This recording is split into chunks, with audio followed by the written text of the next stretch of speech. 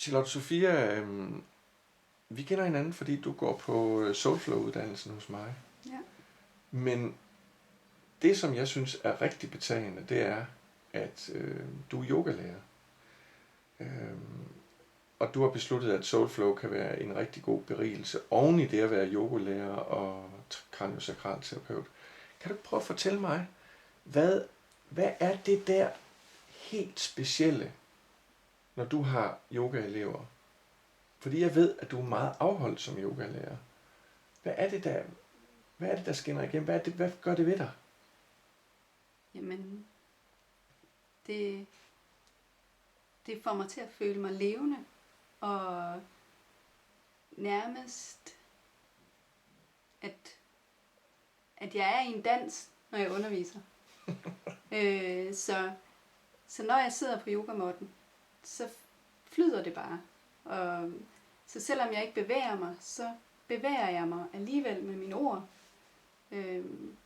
Og det er en fantastisk følelse. Og nærmest har den her fornemmelse af, at når jeg taler, så rører jeg dem, der er der, på den måde, de har brug for at blive rørt på.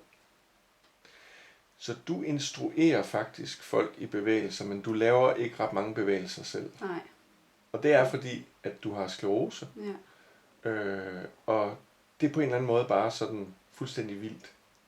Og alligevel er det mest naturlige i verden for dig. Ja. Det er der, jeg føler mig hjemme. Ja. Jamen, det er jo en helt vidunderlig ting. Så når folk kommer til dig, er det så, ved de noget om, hvad det er for en type yoga, du udbyder? Fordi det må være hvad kalder man sådan en type yoga? Jamen, altså dem, der ikke har mødt mig før, ved det jo ikke. Men de har jo læst min beskrivelse, men jeg kan jo ikke beskrive det på den måde, det er. Nej. Så måske bliver de overrasket, når de kommer. Ja. Fordi jamen, jeg er uddannet ved dansk yoga, men jeg har fundet min egen vej i det. Så det er meget blidt. Og det er meget... Jeg taler rigtig meget, og... Så det er... Der er altid et tema. Der er altid noget, jeg går ind i. Og hvis jeg kan se, jamen, hende her, hun har brug for det, så taler jeg ind i det. Ja. Så jeg, mens du instruerer, eller i forbindelse med en yoga-instruktion. Ja.